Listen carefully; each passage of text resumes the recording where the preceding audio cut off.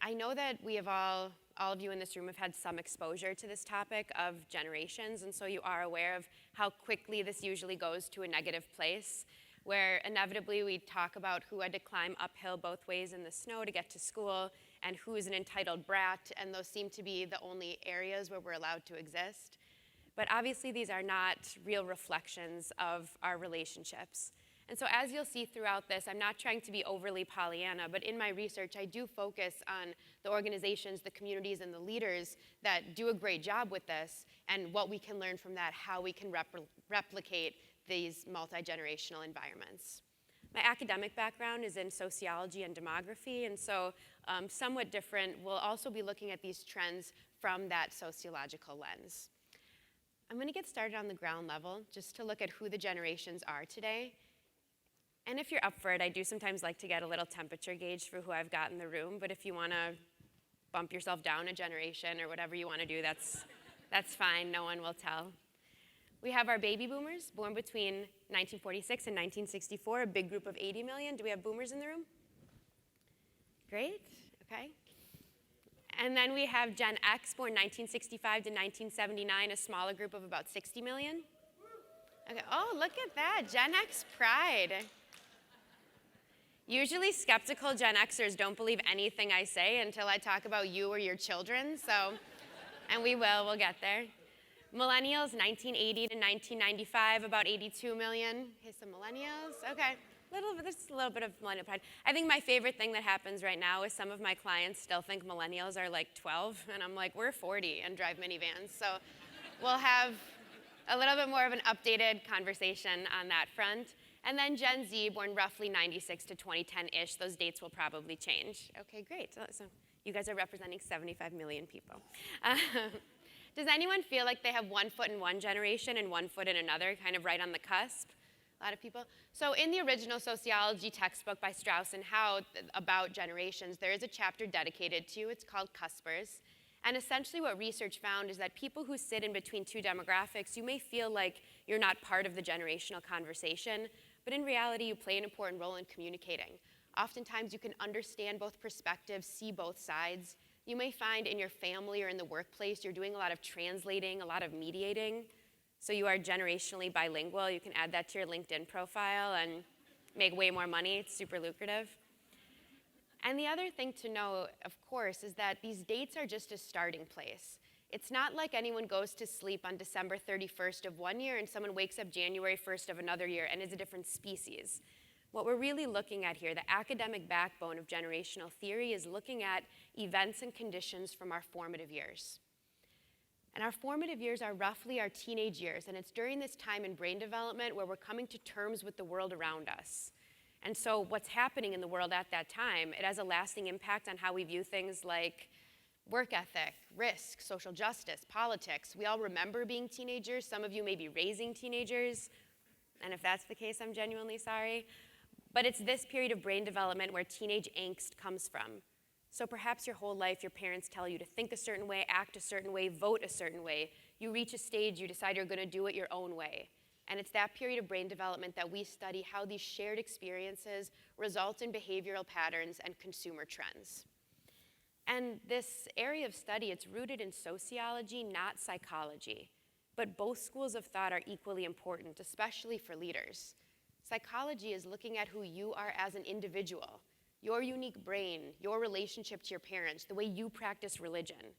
Where sociology, we're looking at broader macro trends, demographic shifts, changing cultural norms. We're trying to understand why we can do something today and it's totally acceptable, but if we did it 20 years ago, it would have been wildly taboo. So just know that as we go through this, we're not trying to capture the story of one person. We're trying to capture the story of a shared culture and what that means for all of us in the workplace and marketplace. And just a way to remember that as we go through this is psychology, this always important question of who am I? But sociology, what we're looking at here today is this question of who are we? And what does that mean for the way that we work together? I know that just based on people that I've talked to that there is a lot of interest kind of in the younger generations. So just in terms of timing, I did allocate a little bit more time there.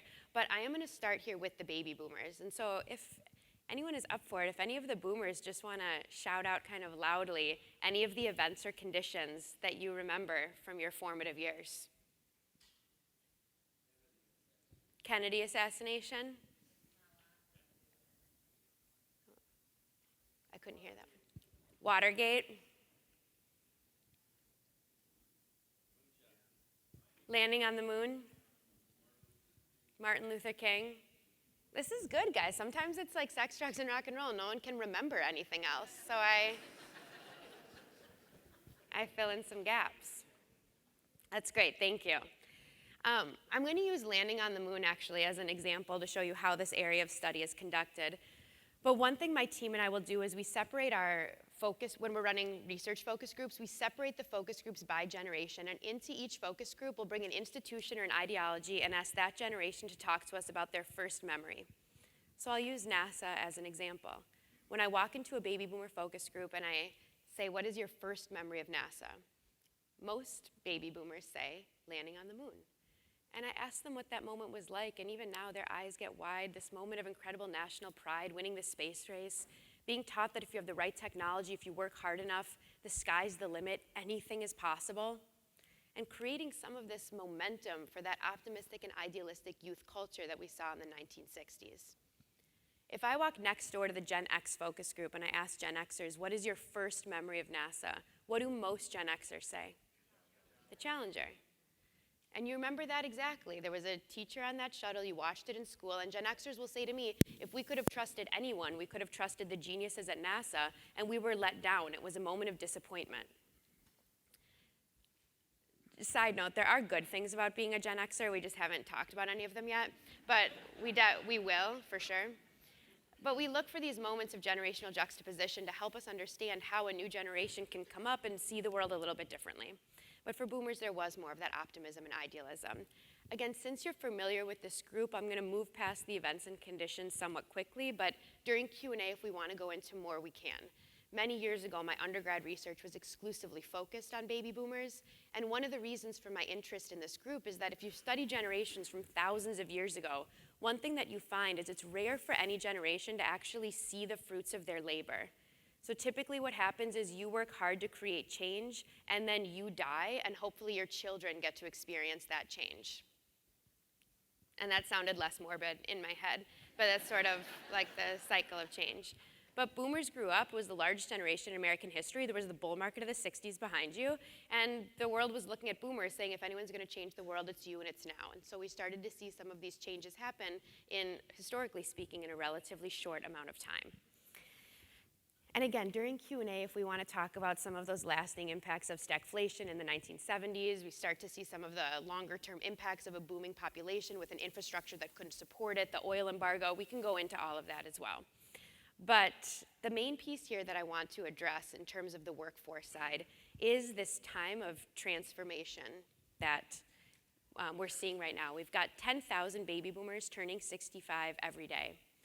And this optimistic, idealistic spirit has really changed the story of aging in America. We don't see the same trends that we saw with their traditionalist parents. It's really this young at heart generation. And many years ago, the Atlantic magazine, they did a series of photographs, and they were looking at what will the world look like as baby boomers age. And this was one of the photos that they took. College towns beat coastal towns for best places to retire in 2018. So this was pre-pandemic, but we're already seeing this trend resurface.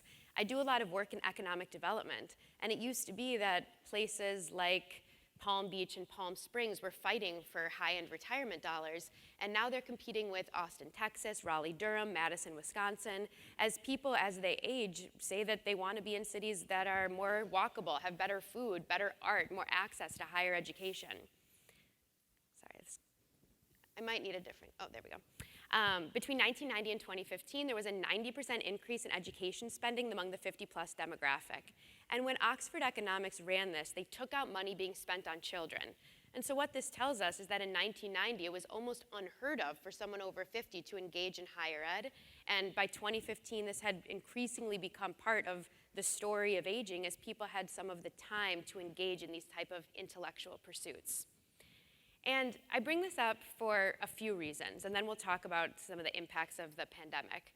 But I bring this up, first of all, because we live in a really ageist country, and I see this in every industry I work in. I do a lot of work in healthcare. You would think if one industry wasn't ageist, maybe it would be healthcare, but 93% of med school grads last year did not take one class in gerontology, and we live in an aging country. So we see this show up in weird ways. And this idea around what it means to age and this narrative that you can't teach an old dog new tricks is so ingrained in our cultural imagination. And it's not really reflective of what we actually see. I mean, when we look at how baby boomers spend money, baby boomers were the #1 purchaser of the Apple iWatch. And one reason is you guys have more money than the rest of us. But also a genuine interest in the latest and greatest and in innovation. And so in terms of sales, in terms of relationship building, in terms of finding mentors, we find that some of these outdated ideas about aging actually really get in the way in terms of that type of relationship building. So we were already seeing these trends pre-pandemic, and then we put a pandemic on top of it. So starting on March 13th, 2020, my team and I started this pandemic time capsule project. It's 2,000 people through a quantitative study and 250 people through qualitative interviews. When we embarked on this project, we were initially thinking that maybe our interviews with the 60-plus demographic were going to be our most emotional just because the nature of the virus was disproportionately impacting that group at that time. But on the contrary, many of those interviews, that's where we captured our most inspiring stories. As people talked about how quickly they adapted and how fast they were able to start leveraging new technologies in order to work, in order to spend money, in order to talk to their kids and grandkids and engage in that type of social interaction. So when we look at the spending money as an example, when the National Retail Federation looked at that, we started seeing these huge upticks very quickly. And so, again, an example of a trend that was accelerated by the pandemic, but it's that same story of a redefinition of what it means to age in this country. Many years ago, I had the privilege of working with AARP as they were changing their marketing messaging. And this is how AARP now speaks to this young at heart generation going through a time of transformation.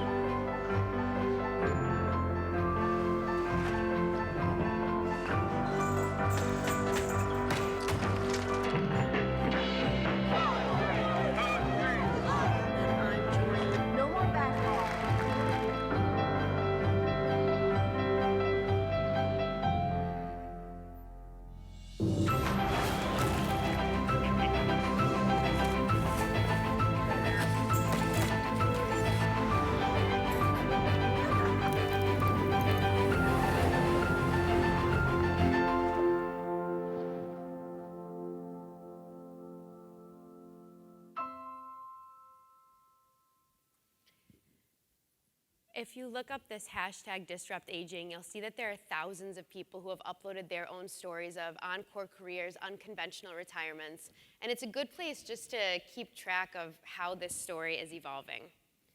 And so what does all of this mean for today in the workplace?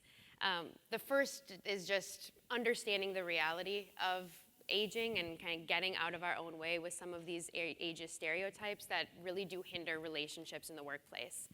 The other piece here is around mentorship because, again, we're on this precipice of this wave of retirements that we're already beginning to see. And so I know that succession planning, knowledge transfer, these are topics that are being discussed a lot. And obviously today we're really talking partly about grooming that next generation of leaders. So mentorship is kind of an interesting component of this, and something that has always intrigued me is I do work with a lot of clients where I do believe in their mind their idea of mentorship is something like them sitting in a really comfortable leather, like, you know, one of those big leather chairs, and I imagine them drinking a scotch, and then they have like young people sprinkled at their feet while they regale them with tales of triumph. And I think, you know, for many of you in this room who are fortunate enough to have a great mentor, you know that that's not at all what that relationship is. Mentorship is about seeing something in someone that they don't see in themselves. It's developing the incredibly rare ability to spot potential and then to nurture potential. And I think one of the reasons why so many people are not good mentors is because in order to really be a good mentor, you have to go through somewhat of the emotional experience of looking at your own life, your own story in a more objective, less sentimental, less nostalgic way in order to pull out the real lessons that you have from all the trials, from the tribulations, from all of the triumphs that you've had in your own career, in your own life. How do you wrap those up in a way that can actually prepare a new generation to step into those leadership positions? On the other side, I think a lot of people don't really know how to be a great mentee. And I do partially blame this on that HR phenomenon 10 years ago that was around reverse mentorship. Do you guys remember this? And this whole idea of reverse mentorship, I think it was good as an idea, but in practice, what ended up happening was there was like a bunch of 23-year-olds teaching 60-year-olds how to use Facebook, and I was like, I don't think this is what we meant. Like, I don't think this is the right thing to do. But I think it confused a lot of young people about their role in this relationship. Mentorship is inherently an act of generosity from the mentor. And so as a mentee, it's really thinking through, how do I do the right amount of research about this person so that I can prepare myself to ask better questions that will elicit better insight from them? And then just those, normal things of being really cognizant of their time, using it wisely, coming prepared to the sessions that you have with them, finding the ways in order to kind of match your interests with their interests and find those places of commonality. And on that point, the one other piece that I want to talk about with mentorship is that this area of unconscious bias, there's a specific piece in it called mini-me bias. And it's really prevalent when mentors are thinking about who they really want to take under their wing. And because we're human and we're so flawed and everyone's a tiny bit narcissistic, what mini-me bias is about is how we tend to see potential in people who remind us of ourselves. And we tend to like people who remind us of ourselves at that age. There's interesting research even on, if someone was in the same fraternity or sorority as you, even though that's like so not relevant to the workplace, you're more likely to mentor them because you have those kind of superficial commonalities. And so just being aware of that mini-me bias and digging a little bit deeper in order to find those places of connection with people who may not share some of those superficial commonalities. So with that, I'm going to go into Gen X. And so before I show the slide, if any of the Gen Xers just want to shout out some of the events and conditions you remember. The 80s, yeah, the Challenger. The Berlin Wall. MTV, yeah. I heard MTV used to play music videos, so that must have been an amazing time. What are the music videos that you remember? Video Killed the Radio Star. Do any of you remember Jenny's phone number? Gen Xers are so weird. That number is just locked in. So the biggest event and condition that I look at with Gen X is the emergence of 24-hour media. And MTV is an important part of that youth culture of Gen X, but even more impactful, 1980, Ted Turner put CNN on the air, and this was the start of the 24-hour news cycle. So these institutions that were built by traditionalists, improved upon by baby boomers, they were all being called into question in front of your 12-year-old eyes in your living room. This was WorldCom, Enron, organized religion, sports, politics. During the formative years of Gen X, you remember one president saying, "I'm not a crook," and another president saying, like, other stuff. And There was no truth to any of this. And Gen Xers became really skeptical. By the time the average Gen Xer was 20 years old, you had watched 23,000 hours of television. And you couldn't fast forward through commercials, you couldn't binge watch anything. And so as teenagers, you were being sold to constantly. And advertising then doesn't have the same regulation as it does today. So this was like the Wild West of advertising. Does anyone remember the ab roller? It was supposed to give you a smoking hot body, but it broke your back and was recalled. And there was like knives that could cut through your shoes. It was just a strange time in advertising. But to this day, when we measure the brand loyalty, the consumer behavior of Gen X, we find an unforgiving segment, a group that shows aversion to traditional sales tactics. If you lie to them, if you cross them one time, it's hard to bring them back into the fold. And it wasn't just these institutions being called into question on television. Also, there were institutions being called into question on the home front. During the Gen X birth years, the US divorce rate doubled. So you've got a generation of kids who come home to empty homes. Either both parents are working or parents are divorced. And so Gen Xers, you let yourselves off the school bus and turned on your own television, did your own homework, organized your own time. One of the trends that we still see with Gen X is this streak of fierce independence. Even today, I'll ask Gen Xers how they want to work, and they're like, tell me what you want, where you want it, when you want it, how you want it. I'm going to go away, and hopefully you are about to go away, and then we can get it done. And like 15 years ago, when millennials came pouring into the workplace, we were chasing down our Gen X managers. Like I thought we were going to work in a treehouse and write on a whiteboard, and Gen Xers were like, get away from me. So there was some of that tension that it's been alleviated now all these years later, but that kind of collaborative and independent spirit had to find that common ground. I'm sorry about that. The skepticism is really the main piece that I'll talk about here, and I'm going to give you an example of how marketing shifted in order to reach Gen Xers. But in the mid-90s, Monster.com aired a Super Bowl commercial, and to this day, it's one of the most award-winning campaigns for an American agency. And this is how Monster spoke this skeptical Gen X language to a group of kids about to go to work. When I grow up, I want to file all day. I want to claw my way up to middle management. Be replaced on a whim. I want to have a brown nose. I want to be a yes man. Yes, woman. Yes, sir. Coming, sir. Anything for a raise, sir. When I grow up, I want to be underappreciated. be paid less for doing the same job. I want to be forced into early retirement.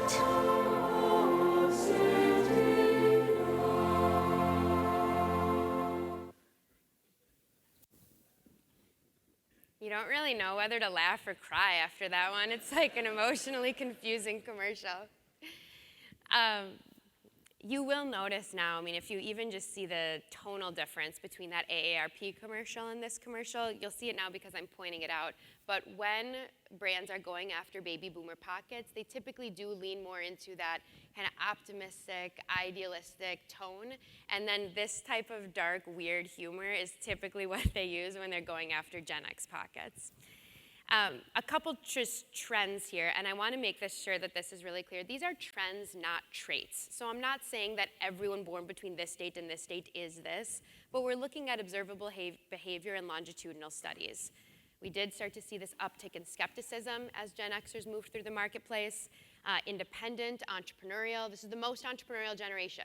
55% of startup founders fall into the Gen X category. And that makes sense. You've got a generation of kids who don't really trust the system, and they taught themselves how to work outside of it. Gen X parents are the group of parents most likely to homeschool their children for non-religious purposes.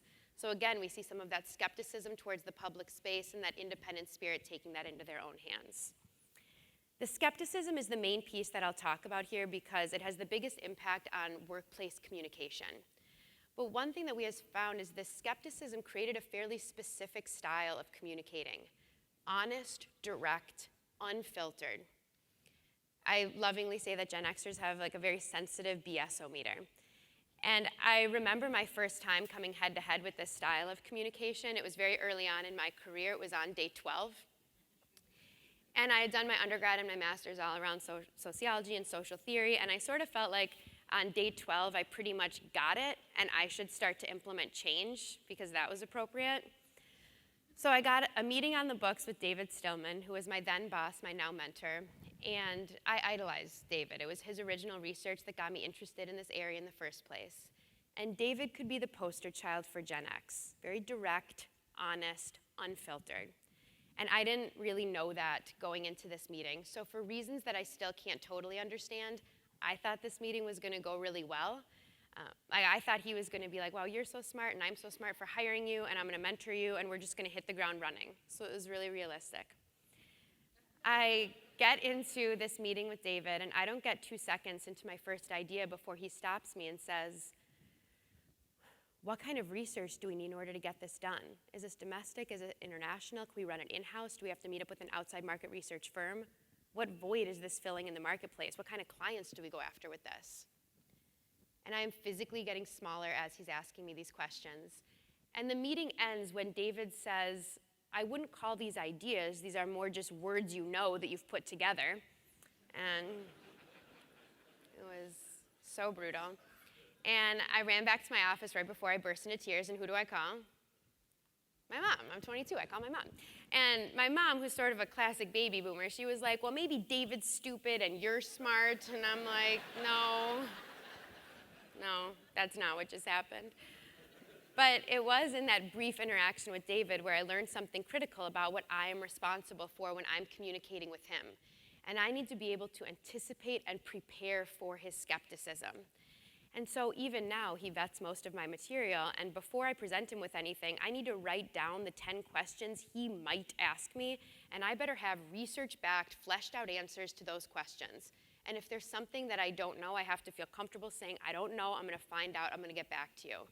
But once I stopped getting so defensive, once I stopped taking that type of feedback personally, it became my most productive working relationship because no one vets my material with a more precise eye than David, but I needed to be really open to that feedback.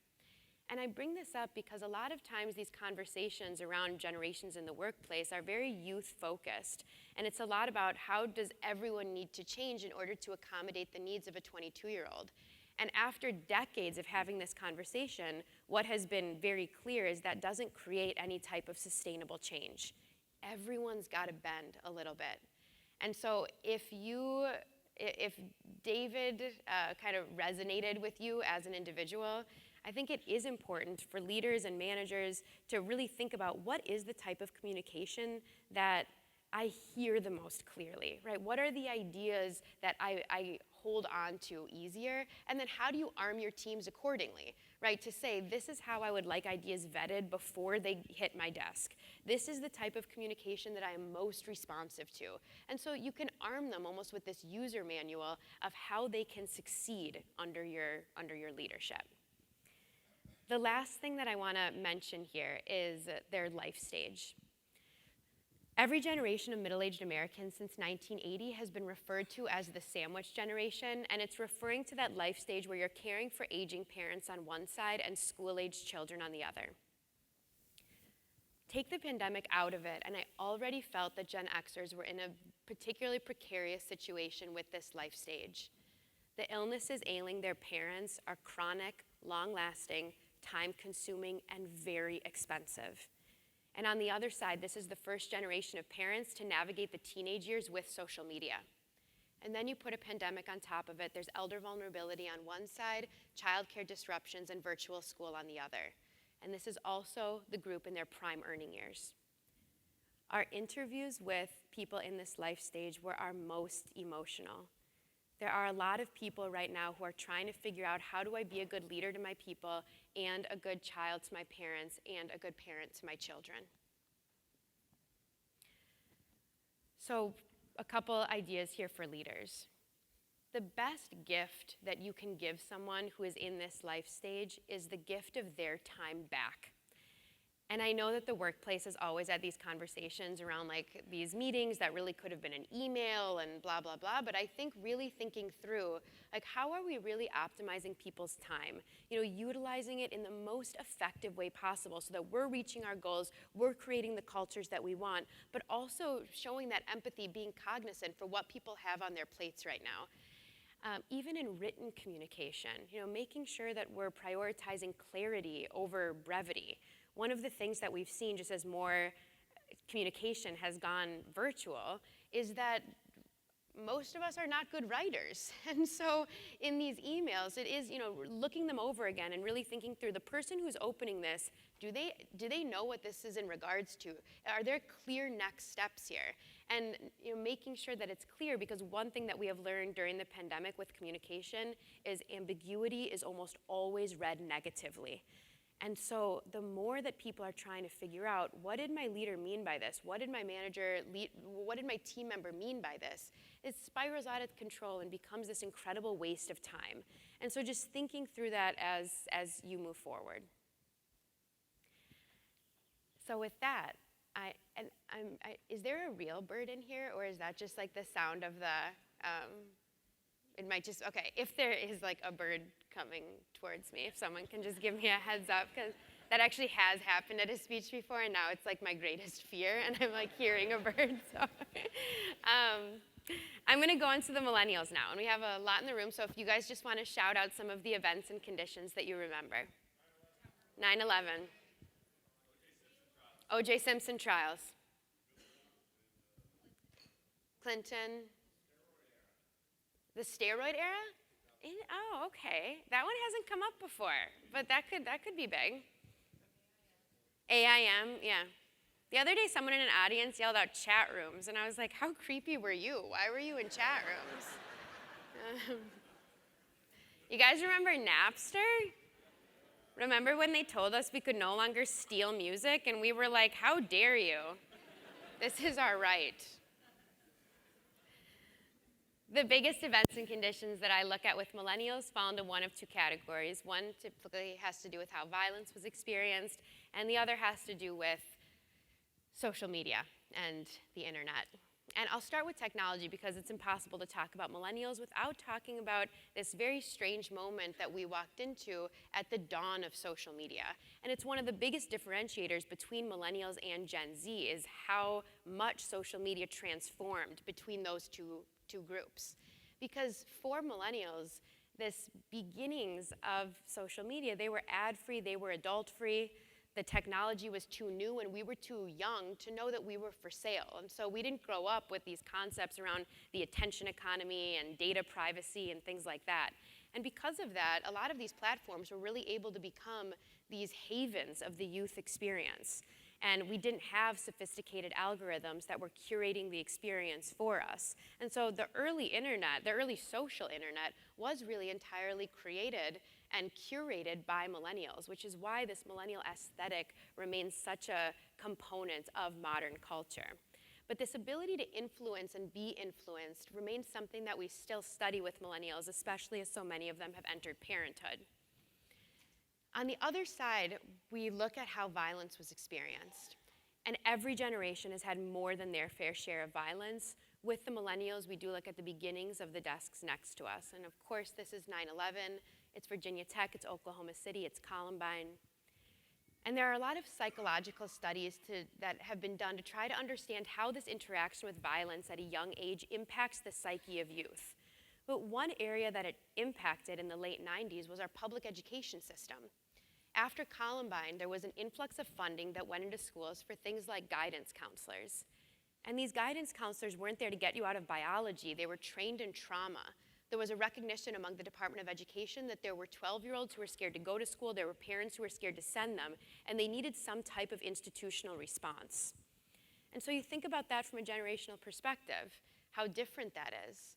I mean, I'll ask my dad, if you were bullied in school, did you talk to your guidance counselor? And my dad's like, what is a guidance counselor? What you called bullying, I think I called Tuesday, so it's kind of a different trend.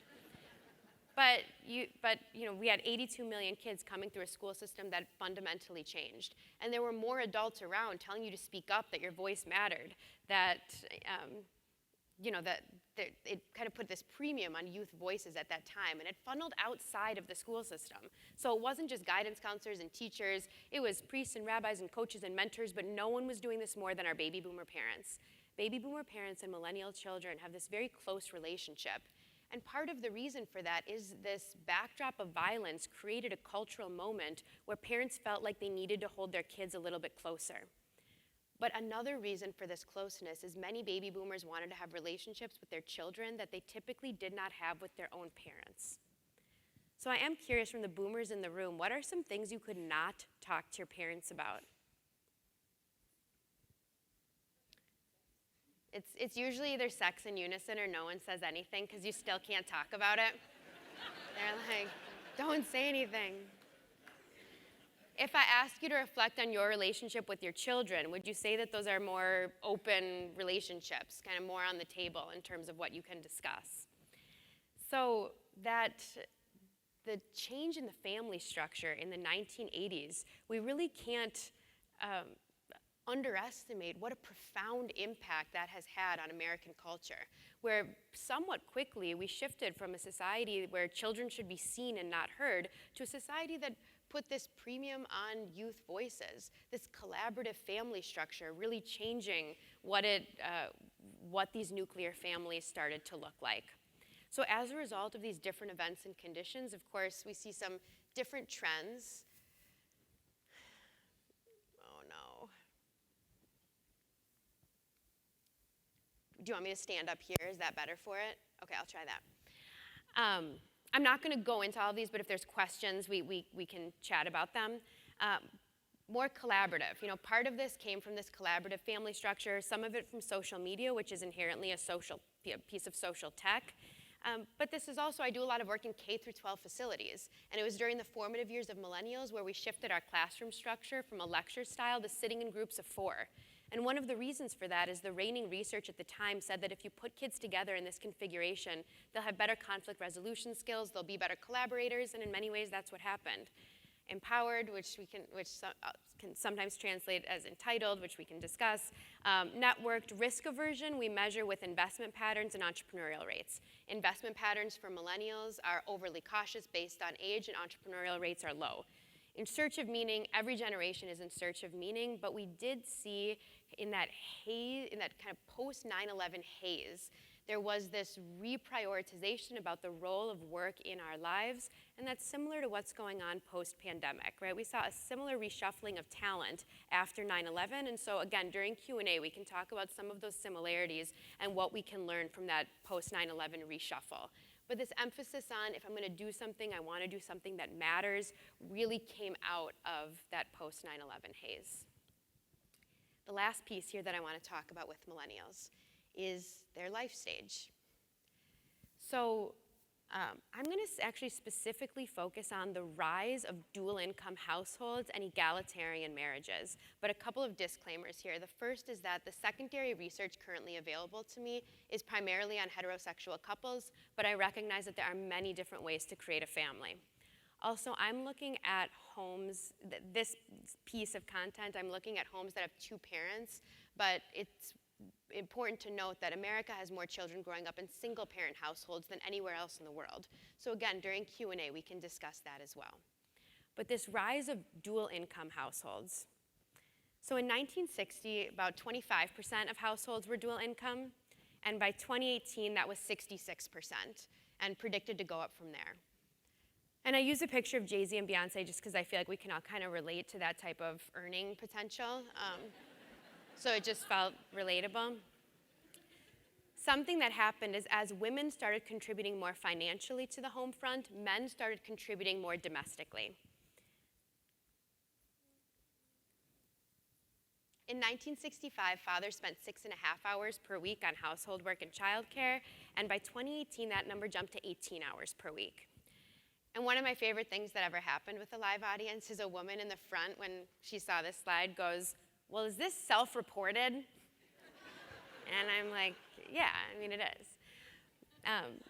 But we do look at how fatherhood really has changed. And I'll just use one more example with my dad, who we're very close. He's a great dad. But I distinctly remember when I was like 6 and he came to the pediatrician with my mom and me, and I was convinced I was dying because why was my dad at the pediatrician?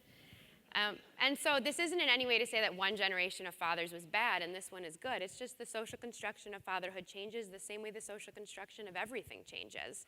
And so we do see this shift here happening right now.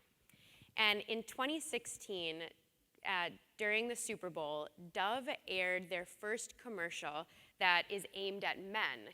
And this is how Dove tried to reach a new generation of fathers.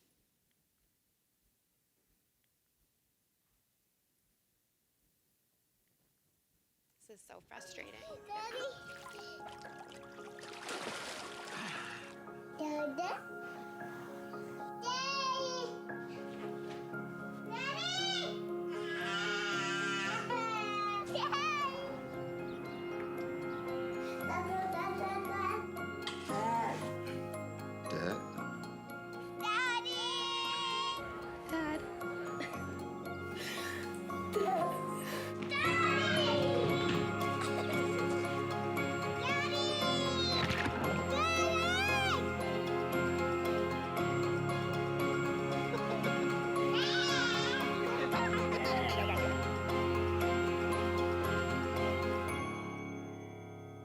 Dove Men Plus Care. Oh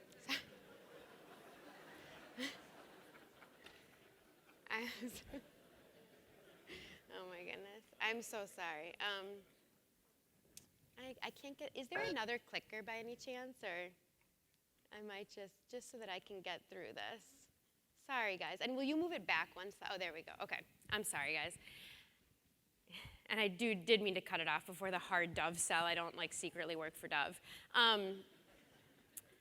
So what does this mean? You know, when we talk today about workplace flexibility, these new expectations around work-life balance and things like that, we do need to look at how the family structure changes and how that ends up impacting workplace expectations. Because a lot of times, flexibility or work-life balance is really, thank you so much. Okay, I'll try that. Thank you. No, it's not your fault. Those types of topics were really pushed into this box that was labeled women's issues, and it was kind of pushed into the corner.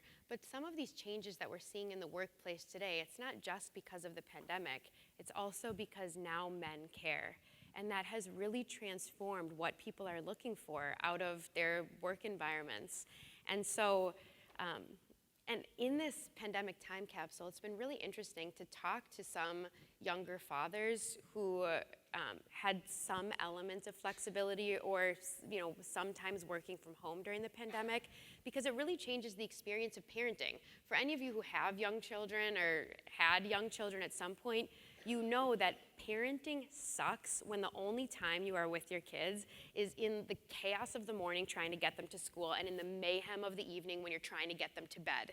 But then all of a sudden we had a lot of parents who had some exposure to this different downtime with their kids. A reason that I focus on this trend is because everyone right now is trying to figure out, of the changes that we're seeing right now, what are these fads that are a flash in the pan, and what are things that can create more sustainable change?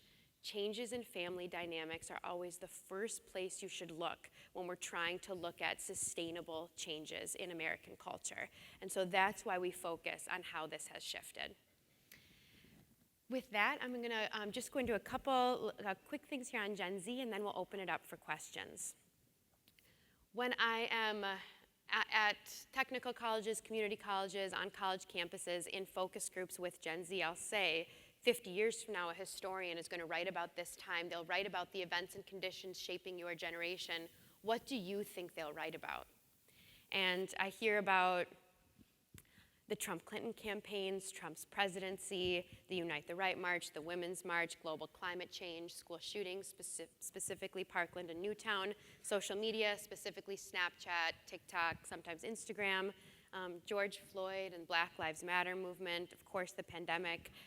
Our current moment is the backdrop of their formative years. Part of my research is collecting from people, thousands of people, about the events and conditions that they feel are shaping their generation. And part of my research is trying to observe these glaring omissions, because a fish doesn't know it's in water. And I would say the glaring omission for Gen Z is growing up with the backdrop of growing and fairly extreme inequality. And so it's hard to really understand this more high stakes adolescence, how parenting trends have changed, things like that, without understanding this somewhat strange economic environment they're growing up with. one thing that I do just want to note is this Gen X parent and Gen Z child relationship. There's this real friendship-like relationship, and even before the pandemic, there were studies done that were looking at the nature of this closeness. Sparks and Honey, which is a great research house out in New York, pre-pandemic, they found that around 70% of teenagers say their parents are their best friends. And I love talking to Gen Xers about this because they're like, no thanks. They're like, we have our own friends. But there is this real closeness, and one of the theories as to why this is between traditionalist parents and baby boomer children, there was a cultural revolution. Between baby boomer parents and their millennial children, although close, there was a technological revolution. But between Gen X parents and their Gen Z kids, there wasn't an upheaval of that magnitude. And so I'll be in focus groups with moms in their 40s, and if you're a mom in your 40s, a lot of time, and you have teenage daughters, a lot of times some of the clothes you wear, it's not that different, some of the music you listen to, some of the shows you watch, and so we have these parent-child relationships where they have a lot of the same cultural touch points. What does that mean for all of you when we think about recruiting and bringing in next generation talent? We are already finding that Gen X parents and Gen Z kids are highly influential over each other's decision-making in the marketplace. And so there are already employers out there who really understand that any recruitment sale to a young candidate is multi-generational because they are heavily influenced by their number one influencer, who is oftentimes mom and dad. So there are Fortune 100 companies who have put together these parent packs for candidates. And before you roll your eyes, just listen, and I think it'll make sense. But when they make an offer to a young job candidate, they do have this little packet of information that if the person wants to, they can share that with their parents. And one of the reasons that they started doing this is because oftentimes the young candidate would have a different set of questions than their parents. The young candidate may ask about career trajectory, growth and development, PTO, things like that. But the parent might be like, what's the dental coverage? And is there a 401k matching program? Things like that. And so some of these companies just started proactively addressing these questions of the parents in order to help influence young candidates in this very talent demand economy. So just something to think about. Two quick trends here that I think are worth mentioning, and one I think is really important for fruits and vegetables, and that is this well-being revolution. One of the ways that we there's a lot of ways to study how health and wellness are thought of differently over time, but one of the things that we look at is the health and wellness messaging that is sent from the government and from the Ad Council. So a few examples. Gen Xers, you'll remember Nancy Reagan's Just Say No campaign. Millennials, you may remember This is your brain on drugs. And I do love that it ended with any questions, because I feel like we had questions on this. Now, there was a big shift, partly because drug use among young people is down substantially. Cigarette smoking is down substantially. Binge drinking is down. They're less sexually active than previous generations of youth. I mean, there's a lot of kind of interesting, a bit of a tamer youth culture that we see. But this is the generation that grew up with the backdrop of Michelle Obama's Just Move campaign, which was focused on movement, nourishment, mindfulness. Between 2010 and 2020, there were over a dozen documentaries that were released about the dangers of factory farming or the dangers of sugar. This idea that sitting is the new smoking became something that was said. And then we put a pandemic on top of this growing trend, and this pandemic put a spotlight on pre-existing conditions. And so this was accelerated. And this idea, if you don't make time for wellness, you'll be forced to make time for illness, really became a modern mantra. And this idea of well-being goes so far beyond physical. Right? This really started to encompass the mental health crisis that we find ourselves in right now.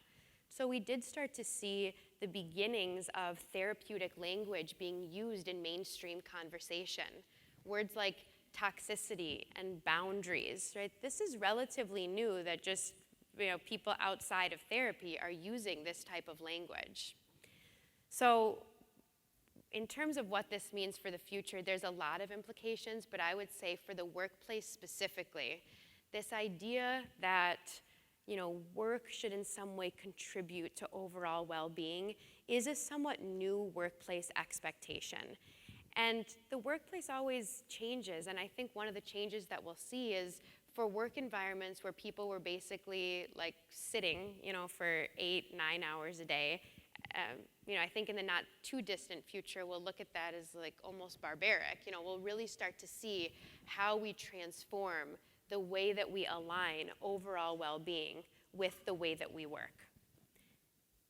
And the last thing here that I want to talk about is always be optimizing. A new generation, optimized tech, and the impacts on work.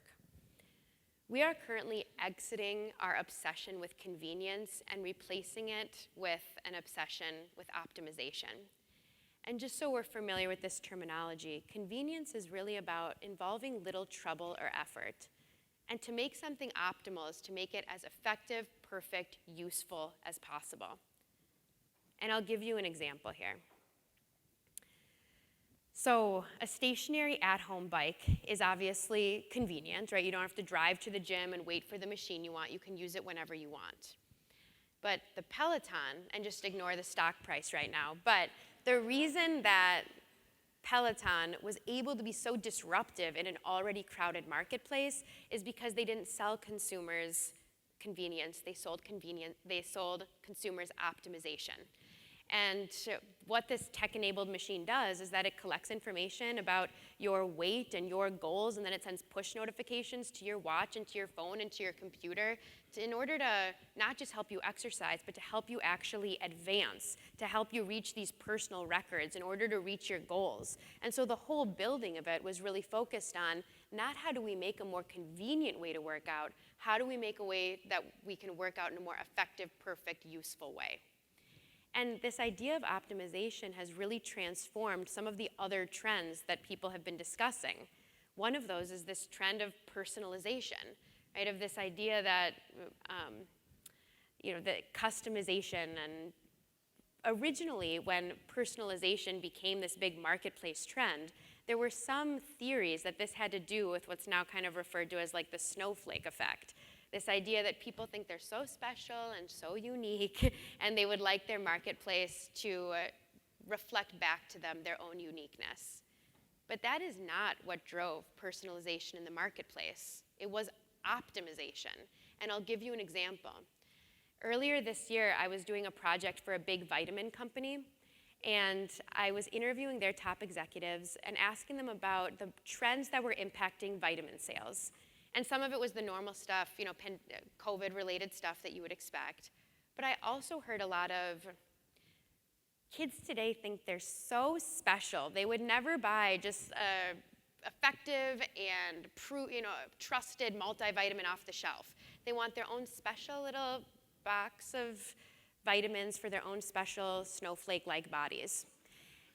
And I was reflecting on these conversations, and I'm a vitamin taker, and I've never purchased an off-the-shelf multivitamin, not because I think I'm some unique snowflake of wonder, but because after I had my second kid, they did a blood draw, and then they can just tell you where your deficiencies are, and then you just buy those vitamins. It's not about specialness, it's about figuring out what is most effective, more perfect, and more useful. So what does this mean for the workplace in the future? One thing that has become so clear in this interview series is that across the board, not just for young people, our tolerance for suboptimal experiences is at an all-time low. And when we asked people who did have, were able to work from home a little bit, when we would ask, what was your favorite part about that? Oftentimes their responses had something to do with optimization, that people were able to optimize their own time, use it more effectively, more perfectly, right? People were organizing their day where they could run downstairs and have lunch with their kid. People were able to, do a quick workout in these 15-minute breaks. They could throw in laundry. And so then when we returned to an environment that was suboptimal, people's annoyance level went through the roof. And one thing that happened during the pandemic and as we discussed this return to work is there were some leaders who really painted this utopian version of what the workplace really was, that it was this utopia where we were all collaborating and innovating constantly. And then as people came back, they were like, oh no, it's great, but it is still work, right? It is still the workplace. And so I think that there is really this unique moment right now where leaders can look at the processes, procedures, norms that are in place and ask in an objective way, what could be optimized here? How can we make this more effective, more perfect, more useful?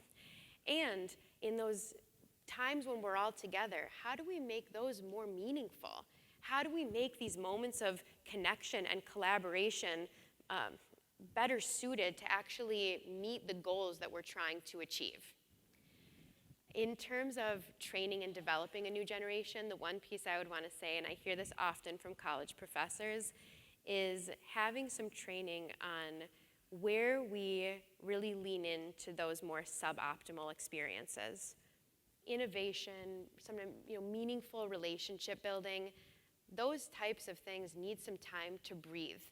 And Jerry Seinfeld once said, nothing truly great is ever efficient.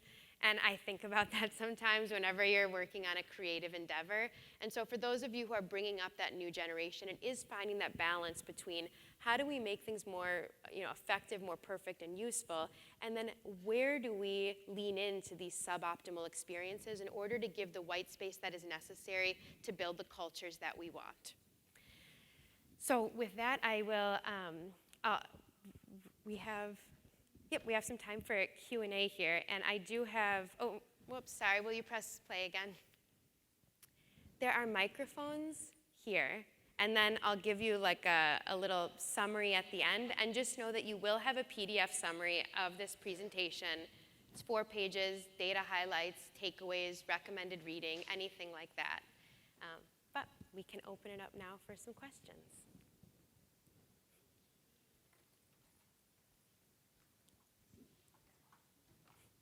They're right there. There's one there and one there. Yes.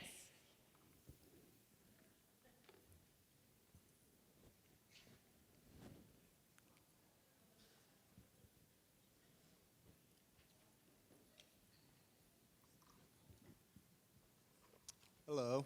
So, I'm a millennial. And the older I'm getting, the more I struggle with this question. And is nostalgia just a feeling that tricks us?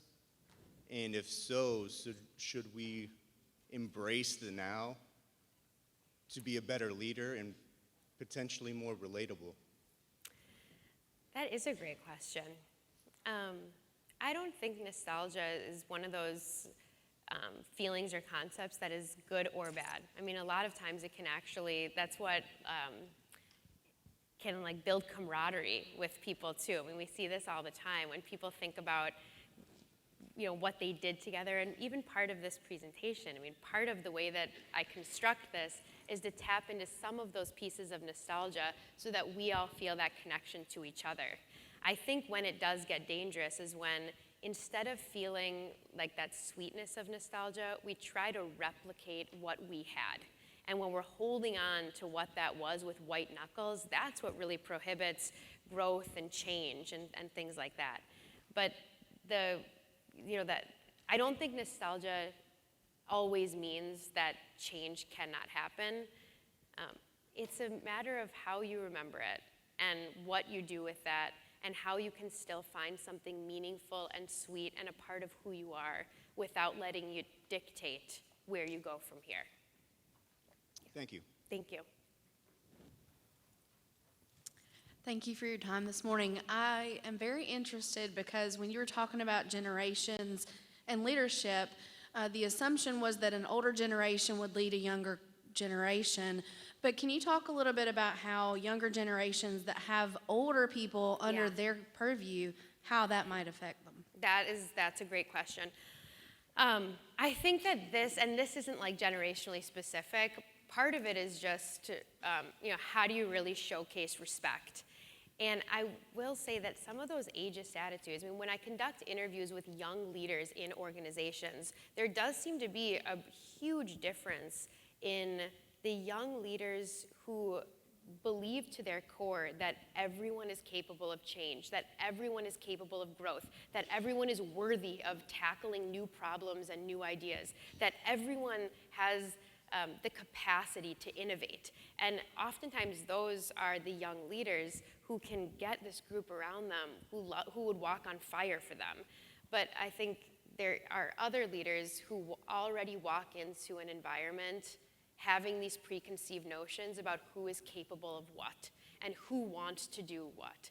And I can send it to you, but there's a couple great case studies on leaders who moved up very quickly in organizations and how they were able to really ignite this enthusiasm among their team, especially the people who were older. And a lot of it had to do with leaning into innovation and creativity and just walking in with that belief that I see you and I so respect the wisdom and experience that you bring to the table, and I'm excited to see what you'll do now.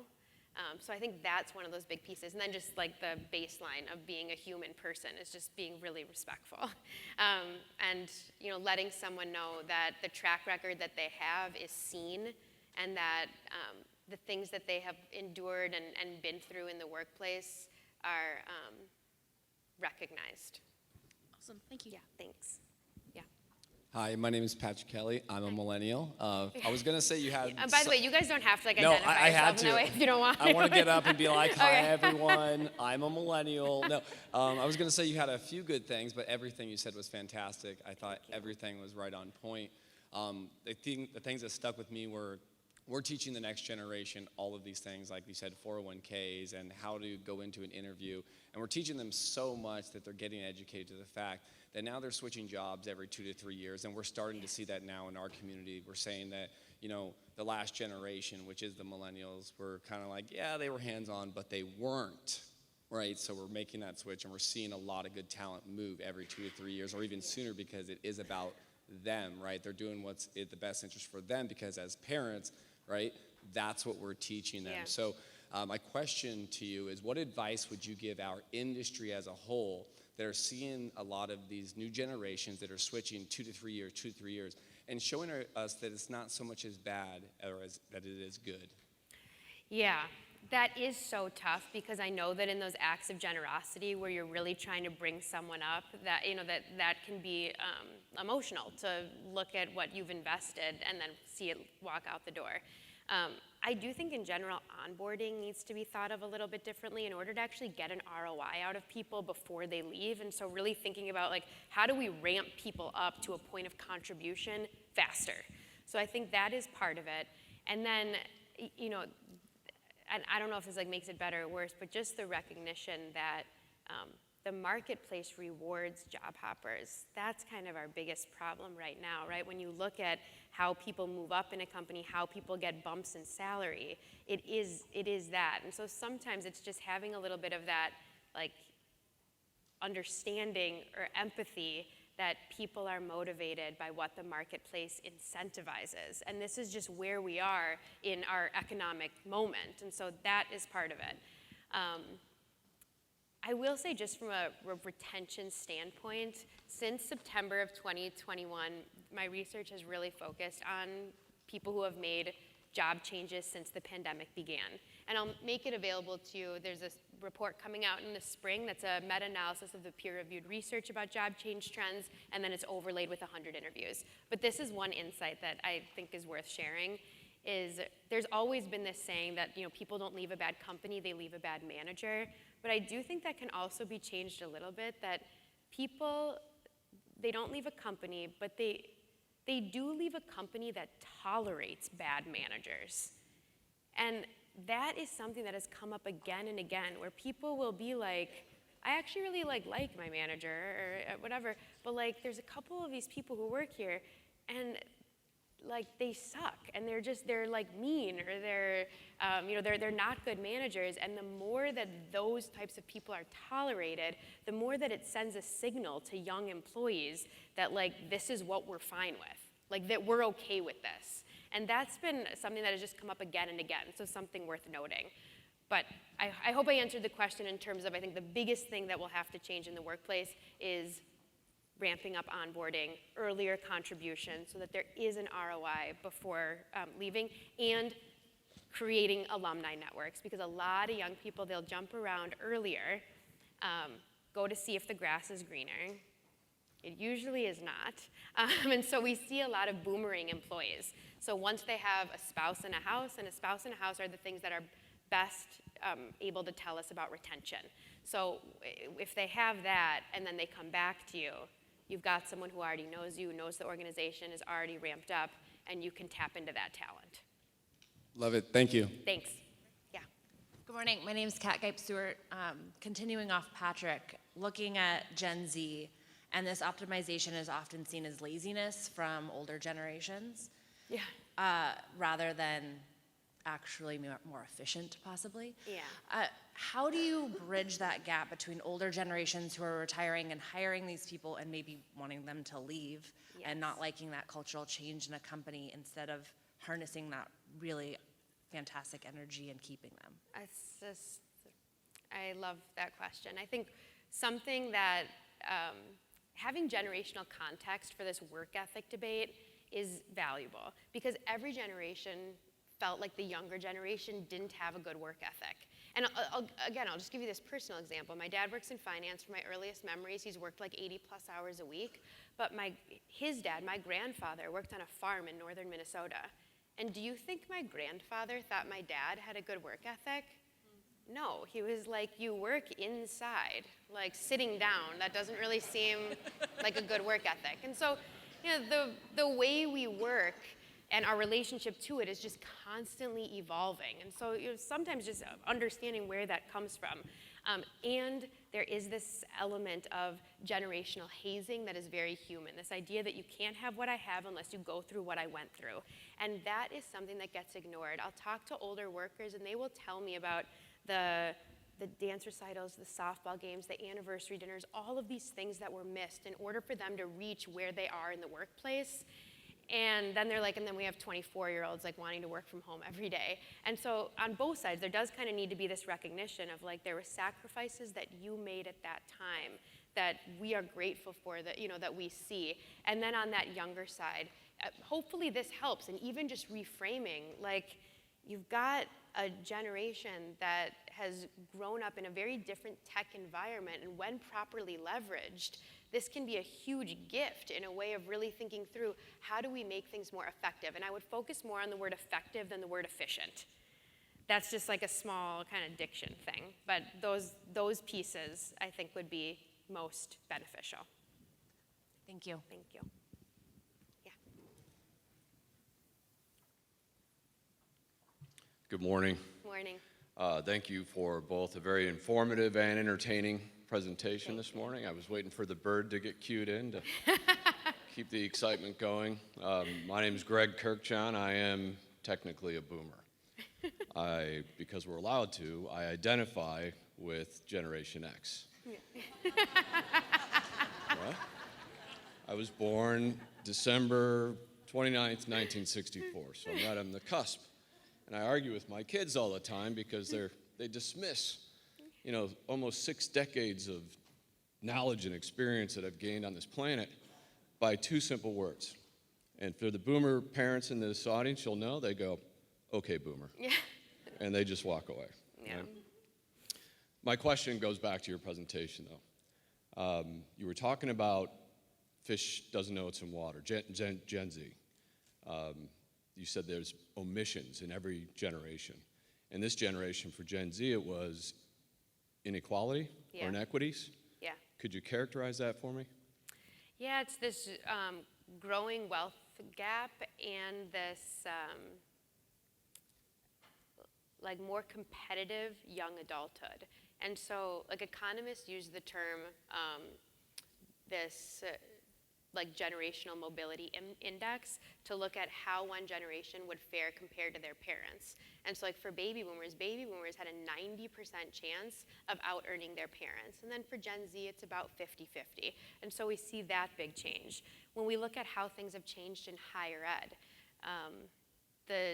people applying to a four-year college has quadrupled since 1970, and slots available for students hasn't changed at all. And so when we look at some of that competition of how this has changed, why so many people are trying to get those four-year degrees, what that tells us about this kind of mad scramble to get on one side, to get on the right side or whatever of this gap. And Tyler Cohen is probably the economist that has done the most in-depth work on this, on being able to actually give numbers to this reality that I think a lot of us know, which is that good jobs are getting better, bad jobs are getting worse, and middle jobs are disappearing. It's that hollowing out of the middle. And so, and I hope this is not the last question, because this could not be more depressing, but that is kind of the economic reality. And so that to me is that, that glaring omission of not even necessarily understanding how we reached a point of a more high-stakes adolescence, a more competitive environment. But I think a lot of that is actually tied back to even the subconscious understanding of what has happened in the economy. Thank you. You're welcome. I mean, please, someone ask one more question. I don't want to end on that, but if that, okay, and that okay. Oh my gosh, she's like, get off the stage. I'm sorry. Yes. So I'll just end here with this, which is thank you all so much for letting me be part of your day. It's so nice to be back with people. I hope you have an amazing time, and if there's something that you take away, I hope it's that. It's not about out with the old or in with the new, or one generation is better or worse. It's that every generation brings something unique and important into our workplaces, into our communities, and it's up to strong leaders to leverage that in order to create these better environments for all of us. Thank you so much for having me. Thank you.